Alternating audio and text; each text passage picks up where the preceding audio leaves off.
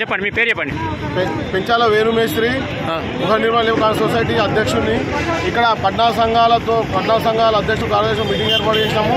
ఈ ప్రోగ్రాం నిరాహార దీక్ష మొత్తం పనులు నిజామాబాద్ జిల్లాలో ఉన్న పనులన్నీ బంద్ పెట్టి మా హక్కుల కోసం మేము పనులు బంద్ పెట్టి పోరాటం చేస్తున్నాము.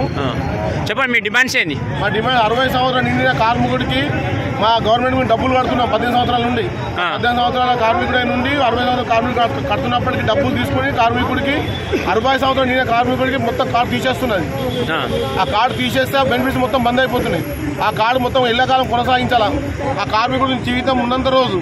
ఇప్పుడు మీకు ఏమేమి కావాలి, ఇంకేమేమి కావాలి? మీ డిమాండ్స్ ఏమి? మా డిమాండ్స్ చనిపోయిన కార్మికుడికి 6 లక్షలు ఇస్తుంది. పక్క రాష్ట్రాల్లో ఉన్న కార్మికులకు 12 లక్షలు బెనిఫిట్స్ ఇస్తే మాకు 6 లక్షలు ఇస్తుంది. మాకు కూడా 12 లక్షలు కావాలి. ఇక్కడ ఈఎస్ఐ హాస్పిటల్ సౌకర్యం ఇవ్వాలా. బోర్డు మెంబర్ చైర్మన్ కూడా మా కార్మికుడై ఉండాలా. మాకు భవన కార్మికుల కోసానికి అందరికీ ఒక కాలనీ ఏర్పాటు చేయాలా.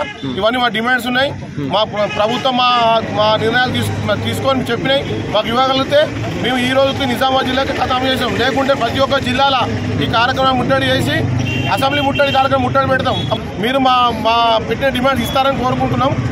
ముందు నీ నిరాశిస్తూ కాకుండా చూసుకోండి.